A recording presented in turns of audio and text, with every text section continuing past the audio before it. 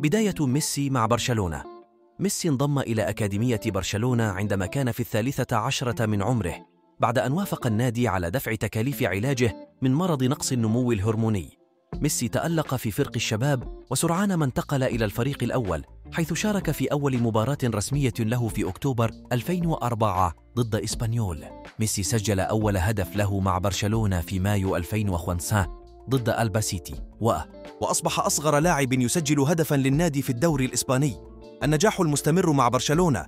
ميسي أصبح عنصراً أساسياً في تشكيلة برشلونة، وشكل ثلاثياً هجومياً رائعاً مع صامويل إيتو ورونالدينيو. ميسي فاز بأول لقب له مع برشلونة في موسم 2005-2006، حيث حصل على الدوري الإسباني ودوري أبطال أوروبا. ميسي استمر في تحطيم الأرقام القياسية والفوز بالجوائز الفردي والجماعية مع برشلونة، وأصبح قائد الفريق في عام 2018. ميسي حقق مع برشلونة 35 لقباً، منها 10 ألقاب في الدوري الإسباني، و7 ألقاب في كأس ملك إسبانيا، و4 ألقاب في دوري أبطال أوروبا.